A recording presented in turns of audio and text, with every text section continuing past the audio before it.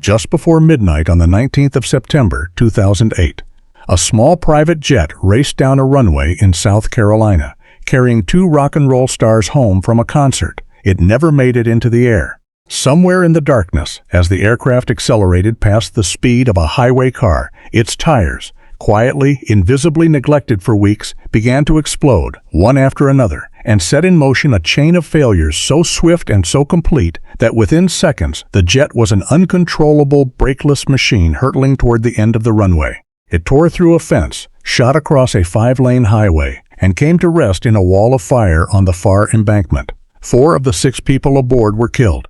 2 survived, a famous drummer and a celebrity DJ, by opening a door and sliding down the wing through the flames, their bodies burning as they ran. And here is the part of the story that lingers longest. For one of those 2 survivors, the escape from that runway was not the end of the tragedy, but only the beginning of a slower one. This is the story of the Learjet crash at Columbia, of how something as small as the air pressure in a tire can bring down an aircraft, of a single fatal decision made in 3 terrible seconds, and of how a plane crash can go on killing long after the fire is out. On the night of the 19th of September, 2008, a Learjet 60 business jet attempted to take off from Columbia Metropolitan Airport in South Carolina, bound for California. It never left the ground. As it accelerated down the runway, its tires, severely underinflated through inadequate maintenance, failed catastrophically, and in the space of a few seconds, a cascade of consequences turned a routine takeoff into an unstoppable disaster. The aircraft ran off the end of the runway, crashed through a fence, crossed a highway, and came to rest on an embankment where it was consumed by fire. Of the 6 people aboard, 4 were killed, the 2 pilots and 2 young men who were part of the passenger's entourage. The 2 survivors, the musician Travis Barker, drummer of the band Blink-182, and the celebrity disc jockey known as DJ AM, escaped with critical burns, and their survival, against the odds, made this crash front-page news around the world. But the Columbia crash is far more than a celebrity tragedy. It is a case study in how a chain of small failures, a neglected maintenance task, a design flaw hidden in the aircraft's systems, a split-second decision made under unimaginable pressure, can align to produce a catastrophe, and in how the true cost of such a disaster is not always fully counted at the crash site. Because the story of the Columbia crash does not end with the 4 who died that night. It includes, in a sense, a 5th victim, one who walked away from the wreckage, and whom the crash would claim nearly a year later. To understand what happened, we should start with the aircraft and the people it carried, and with the deceptively simple thing that would destroy them, the tires. The Learjet 60 is a small, fast, twin-engined business jet, the kind of sleek private aircraft chartered by corporations and celebrities for quick, comfortable travel. It seats a handful of passengers in a compact cabin, is powered by 2 turbofan engines mounted at the rear of the fuselage, and is, by every ordinary measure, a capable and reliable machine, the particular Learjet 60 that would crash at Columbia. Registered November 9er Lima Juliet, was practically new. It had first flown in 2006 and had accumulated only a little over 100 hours of flight time, an aircraft barely broken in, with none of the wear of age. There was nothing about it that suggested it was dangerous, and yet the seeds of its destruction were already present, not in its engines or its structure, but in 4 rubber tires that were slowly, silently losing the air that held them up. This is one of the most important and underappreciated facts of the entire accident, so it is worth stating plainly. The tires on that Learjet were severely underinflated. Aircraft tires, like all tires, gradually lose pressure over time, and the particular tires on the Learjet 60 of that era were known to lose roughly 2% of their pressure per day. This meant that they required regular, diligent checking and reinflation, and that if left unattended for as little as a week or so, they would fall dangerously below their required pressure and need to be replaced. Maintaining correct tire pressure was not an obscure or optional task. It was a basic, essential part of keeping the aircraft airworthy. But on this aircraft, that task had not been kept up. The operator later estimated that the tire pressures had last been checked some 3 weeks before the accident, far too long an interval for tires that bled pressure as quickly as these did. By the night of the flight, all 4 of the main tires were significantly underinflated, and an underinflated tire, subjected to the enormous stresses of a high-speed takeoff, is a tire primed to fail. The aircraft was, in effect, sitting on 4 hidden faults, waiting for the speed and heat of a takeoff roll to expose them all at once. The flight was a late-night charter home after a concert. Travis Barker and DJ AM, whose real name was Adam Goldstein, had performed together that evening in Colombia, and afterward they and 2 members of their entourage boarded the chartered Learjet for the flight back to California. The 4 passengers were Barker, Goldstein, Chris Baker, Barker's assistant, and Charles Still, Barker's bodyguard, the latter 2 young men in their 20s, along for the trip in the orbit of the 2 stars. Flying the aircraft were 2 pilots, Captain Sarah Lemon, 31 years old, and First Officer James Bland, 52. Between them, they had a great deal of flying experience, though it is worth noting a detail that the investigation would later weigh.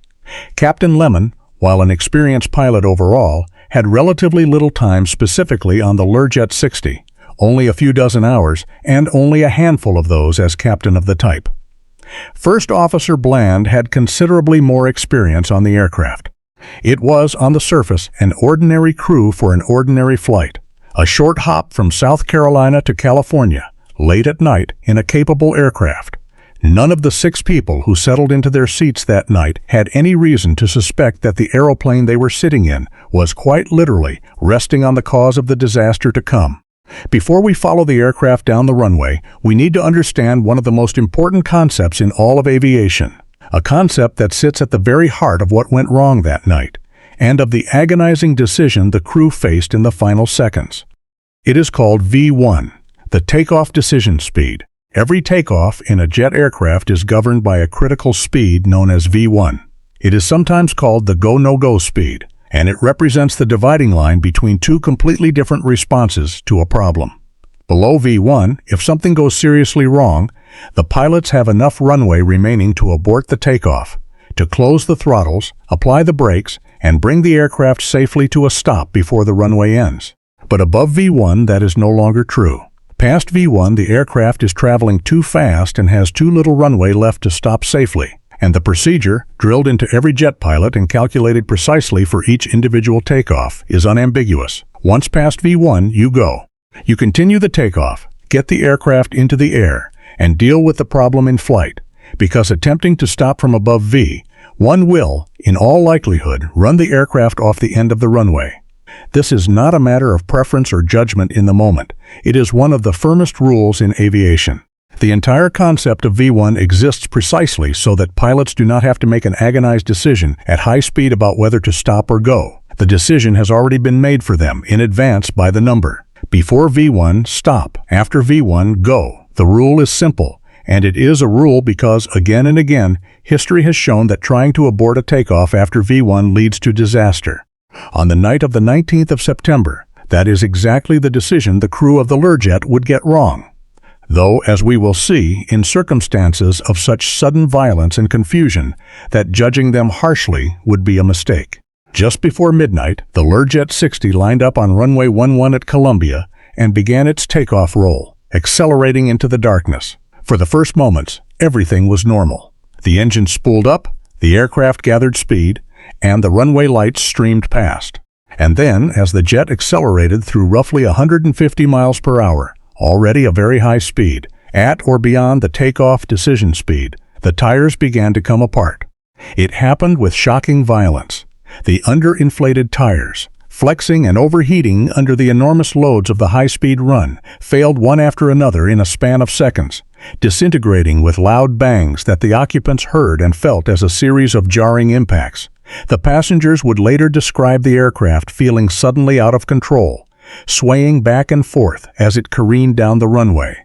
But the destruction of the tires was only the beginning. As the tires exploded, they hurled chunks of rubber and debris at high speed into the underside of the aircraft, and there they did catastrophic damage to the very systems the crew would need to survive the next few seconds. The flying debris ruptured the aircraft's hydraulic system, which powered the brakes, meaning that the brakes, the crew's most important tool for stopping, were being disabled at the very moment they would be needed most. And the debris struck something else, something whose failure would prove just as deadly and far more insidious. a sensor that told the aircraft whether it was on the ground or in the air. This sensor, sometimes called a squat switch or air-ground sensor, is a small but critical device, and understanding its role is essential to understanding why this crash was so unsurvivable. Modern aircraft behave differently depending on whether they believe they are on the ground or in the air. Certain systems are only allowed to operate on the ground. Most importantly, for this story, the thrust reversers, which redirect engine thrust forward to help slow the aircraft after landing or during an aborted takeoff. Thrust reversers are a powerful braking tool, and with the hydraulic brakes failing, they were exactly what the crew needed to slow the aircraft. But the thrust reversers, by design, will only deploy and function when the aircraft's sensors indicate it is on the ground, because deploying them in flight would be catastrophic, and the debris from the exploding tires had damaged the air-ground sensor, causing it to signal, falsely, that the aircraft was airborne. The result was a cruel trap. When the crew attempted to use reverse thrust to slow down, the aircraft, believing itself to be in the air, did not deliver reverse thrust at all. Instead, the engines went to full forward power. At the very moment the crew was desperately trying to stop, their aircraft was, because of a broken sensor, trying to fly, pushing forward at full thrust while its brakes were gone. It is difficult to imagine a more nightmarish combination of failures, and all of it flowed from those under-inflated tires. And it was into this chaos, the bangs, the swaying, the sudden wrongness of an aircraft that would not behave, that Captain Lemon made the decision that the investigation would identify as a critical error, though one she made with almost no time and almost no good options. Hearing and feeling what she took to be a blown tire, she elected to abort the takeoff. But the aircraft was already past V1. It had reached about 144 knots, while the decision speed for this takeoff had been about 136. She was, in other words, trying to stop from above the very speed beyond which stopping is not supposed to be attempted. On the cockpit voice recorder, First Officer Bland can be heard calling out the correct response. Go, go, go, the trained reaction, urging continuation of the takeoff. But the takeoff was rejected. And here lies the terrible paradox at the heart of the accident. The decision to abort was, by the book, the wrong one, and yet by the time it was made, the aircraft may already have been doomed regardless, its tires shredded, its brakes failing, its sensor lying to it. Investigators would later conclude that continuing the takeoff had offered the better chance of survival, but they also recognized that the crew was reacting in a fraction of a second to a violent and bewildering emergency that gave them almost no opportunity to diagnose what was truly happening. It is easy, from the calm of hindsight, to say what should have been done. It was a very different thing in that cockpit, in those 3 or 4 seconds, with the aircraft coming apart around them. Whatever the theoretical best choice, the physical reality was now unstoppable. With its brakes gone, its engines driving it forward at full thrust, and its tires destroyed, the Learjet could not slow down. It ran off the end of runway 11 at high speed, still traveling fast enough to be lethal. It smashed through the airport's perimeter fence, crossed a 5-lane highway just beyond the airport boundary, a fireball, witnesses said, streaking across the road ahead of them, and slammed into the embankment on the far side. The aircraft was torn open by the impact, and its fuel ignited into an intense fire that engulfed the wreckage. The 2 passengers seated toward the rear, Chris Baker and Charles Still, were killed by the impact itself. The 2 pilots, Captain Lemon and First Officer Bland, survived the initial crash but were unable to escape the burning aircraft and died within minutes from the smoke and the fire. In the span of perhaps half a minute, from the first bang of a failing tire to the inferno on the embankment, 4 of the 6 people aboard had lost their lives, and the aircraft that had been practically new lay broken and burning beside a South Carolina highway, its nose torn away, its roof gone, all because of the air that had been allowed to leak out of its tires. But 2 people did not die that night, and their survival and what came after it is as much a part of this story as the crash itself. Travis Barker and Adam Goldstein were seated forward in the cabin, and somehow, in the chaos of the impact and the fire, they found a way out. Goldstein had been asleep as the takeoff began, and he woke to the sound of Barker screaming. In the burning, broken aircraft, Barker managed to get a door open, and the 2 men escaped by sliding down the wing of the jet and onto the ground, out of the fire, but not away from it, because they carried the fire with them. Both men were severely burned. Goldstein, himself on fire as he emerged, put out the flames by rolling on the ground, and then, in an act of extraordinary presence of mind and courage amid his own agony, helped beat out the flames on Barker, even burning his own hands in the process of pulling a burning sock from his friend's body. Barker, drenched in jet fuel and burning, ran from the wreckage, tearing off his clothes until someone shouted at him to stop, drop, and roll, which finally extinguished the fire, consuming him. The two of them had escaped with their lives, but at a terrible cost. Barker had suffered burns over roughly 2/3 of his body and would spend 11 weeks in the hospital, enduring skin grafts and a long, painful recovery. Goldstein, too, was critically burned. That either of them survived at all, given the ferocity of the fire that killed the two pilots, was remarkable, a matter of where they were sitting and of the few seconds in which they managed to reach a door and throw themselves out. The physical wounds, grievous as they were, would heal. It was the wounds that could not be seen that would prove, for one of them, to be fatal. Both survivors were left deeply traumatized by what they had endured, and here the story takes its final, quietly devastating turn, because the crash at Columbia had not finished taking lives. It had merely paused. Travis Barker would live and recover, and eventually speak openly about the lasting psychological toll of the crash, the post-traumatic stress that haunted him, and a fear of flying so profound that he did not board another aircraft for nearly 13 years, until 2021. His survival came with a burden he would carry for the rest of his life. But it was Adam Goldstein, DJAM, for whom the aftermath would prove insurmountable. In the wake of the crash, coping with severe burns and the psychological trauma of having nearly burned to death, he was prescribed painkillers and anti-anxiety medication. For Goldstein, this was a uniquely dangerous situation, because he was a recovering addict who had been sober for many years, and the reintroduction of powerful prescription drugs into his life, in the context of trauma and pain, reopened a door that had been closed for over a decade. 11 months after surviving the crash, in the summer of 2009, Adam Goldstein died of an accidental drug overdose. Those close to him and medical figures who commented on his death drew a direct line from the crash to his relapse and death. The prescriptions that followed his injuries, one prominent doctor suggested, had opened the floodgates to the addiction that ultimately killed him. As one friend put it, with heartbreaking simplicity, the plane crash killed him. It just took a year to do it. He was 36 years old. It is a sobering coda to an already tragic accident, a reminder that the toll of a disaster cannot always be tallied in the immediate count of the dead, and that survival is not always the same as being saved. 4 people died in the fire beside the runway at Columbia. A 5th, in a very real sense, died of the same crash a year later, at a distance, of wounds that no one could see.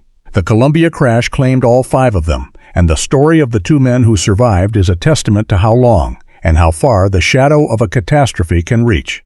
It should be said, out of respect for those who did not have famous names, that the 2 young men who died at the scene, Chris Baker and Charles Still, were not merely footnotes to a celebrity story. They were people in their 20s, with families and futures, who happened to be traveling in the company of stars, and whose deaths were every bit as total and as mourned as anyone's. In the vast public attention that focused, understandably, on the 2 celebrated survivors, it would be easy to let the 4 who died recede into the background. They should not. 2 pilots, doing their jobs, who died trying to control an aircraft that had been sabotaged by its own neglected tires. And 2 young men in the back, who never had a chance. They are the heart of what was lost that night, and the reason the failures that caused the crash matter so much.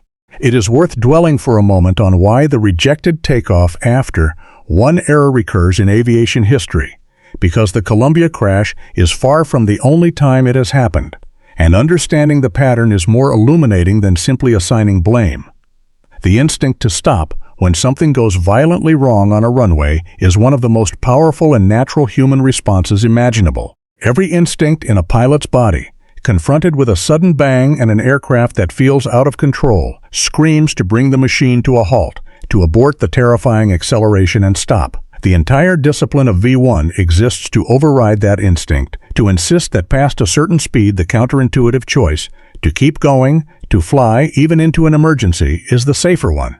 But an instinct honed over a lifetime is not easily overridden in the space of a single second, especially when the emergency is as disorienting as a series of tire explosions that make the aircraft feel as though it is coming apart. Investigators and experts who studied the Columbia crash noted that other crews in other accidents had made the same fatal choice for the same understandable reasons. The rule against aborting after V1 is written precisely because the temptation to do so is so strong and so deadly. Captain Lemon's decision was, by the standards of the procedure, an error, but it was an error of instinct under extreme duress, made in a handful of seconds in a situation that gave her almost nothing to work with. To understand it as a human response to an overwhelming moment, rather than as simple incompetence, is to draw the right lesson from it. That training must be deep enough and rules clear enough to hold even when every instinct pulls the other way. When the National Transportation Safety Board completed its investigation, it laid out a chain of failures that, like so many disasters, was less a single catastrophic event than a sequence of smaller ones lining up with lethal precision. The aircraft, notably, carried a cockpit voice recorder, but no flight data recorder. The Learjet 60 was not required to have one, so investigators reconstructed the sequence from the cockpit audio, the physical evidence, and the wreckage. What they found was a cascade that began, at its root, with maintenance. The board determined that the probable cause of the accident was the operator's inadequate maintenance of the aircraft's tires, which resulted in the multiple tire failures during the takeoff roll due to severe underinflation, combined with the captain's execution of a rejected takeoff after V1, a decision inconsistent with her training and with standard operating procedures. In plain terms, the tires should never have been allowed to get into the state they were in, and once they failed, the attempt to stop from above V1 sealed the outcome. But the board also identified crucial contributing factors that turned what might have been a survivable high-speed abort into an inferno. Chief among them was that broken air, ground sensor, and the behavior of the thrust reversers. Because the debris-damaged sensor told the aircraft it was airborne, the engines went to full forward thrust when the crew commanded reverse, actively accelerating the aircraft when it most needed to slow.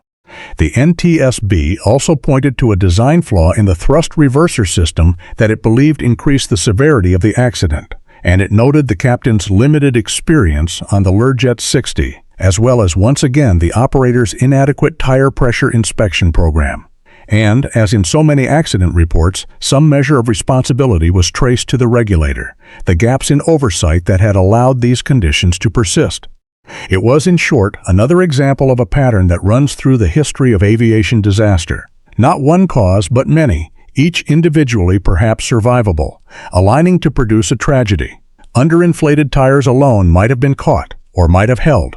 A blown tire alone might have been manageable. A rejected takeoff after V1 on an aircraft with working brakes might have ended in nothing worse than a scare. But underinflated tires failing catastrophically, damaging the brakes and the air-ground sensor, triggering full forward thrust, combined with an abort from above V1. Each failure removing an option that might have saved them, produced an outcome from which there was no escape. Remove any one link from that chain, and the 4 people who died might have lived.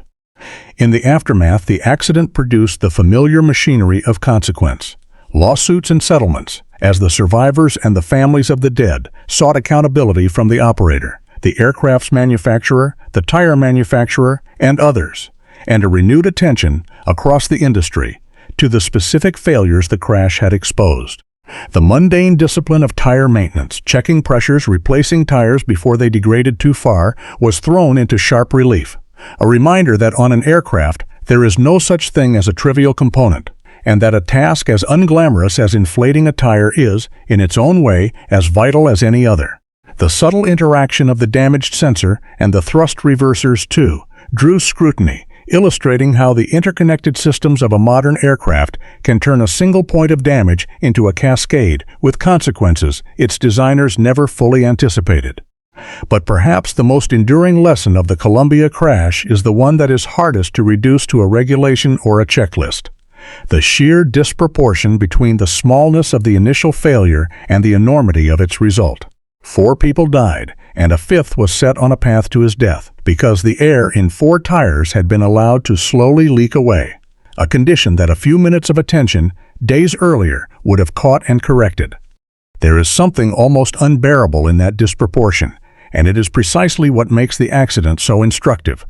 Great catastrophes do not always have great causes. Sometimes they begin with something as ordinary and as easily overlooked as a tire that needed air, a small neglect that waits patiently for the one moment when it can express itself as disaster.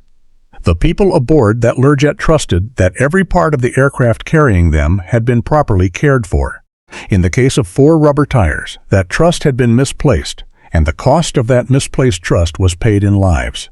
There is a deeper reflection buried in the maintenance failure that caused the Columbia crash, and it concerns the invisible foundation on which all of aviation safety rests.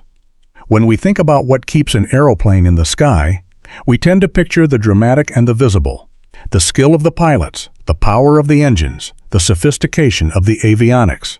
But beneath all of that lies a vast, unglamorous substructure of routine maintenance, thousands of small, repetitive, largely invisible tasks performed by people whose names no passenger ever knows, each one a tiny guarantee that some component will do its job. Checking a tire's pressure is precisely this kind of task. Dull, routine, easy to defer, and utterly essential. The danger with such tasks is a cousin of the complacency that afflicts skip procedures elsewhere in aviation, a kind of normalization of neglect, in which a maintenance item that has been skipped or deferred without consequence comes to seem less urgent than it is.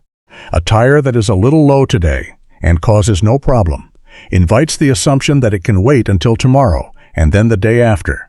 And because the loss of pressure is gradual and invisible, and because most takeoffs forgive a great deal, the neglect can continue for weeks without apparent harm, right up until the takeoff that does not forgive. The Columbia crash stands as a stark monument to the principle that the invisible foundation matters as much as the visible structure, that an aircraft is only as safe as its least maintained component, and that the humblest task on the maintenance schedule can, if neglected, prove as lethal as any error in the cockpit. The 4 tires that failed that night were not exotic or complex. They simply needed air and attention, and did not get enough of either. The Columbia crash endures in memory for its famous survivors and for the long shadow it cast over their lives, for Barker's years of trauma and his decade-long fear of flying, and above all, for the slow, sorrowful death of Adam Goldstein, the 5th victim of a crash he had seemingly survived. But it deserves to be remembered, too, for what it teaches, that the safety of flight rests not only on the skill of pilots and the soundness of great machines, but on the faithful performance of 1,000 small and unglamorous tasks, any one of which, neglected, can bring the whole edifice down. 2 pilots and 2 young passengers died beside a highway in South Carolina because 4 tires were not maintained, and because in the 3 or 4 seconds of violent confusion that followed, an aircraft that had already been doomed by that neglect could not be saved. Their deaths, and the death that followed a year later, are a lasting reminder that in aviation, the smallest things are never small. 6 people boarded a practically new private jet on a September night, expecting a routine flight home. Within a minute, 4 of them were dead, 2 were burning, and the aircraft was a wreck beside a highway, all because of the air that had quietly leaked from 4 tires, and the cascade of failures that air pressure set loose.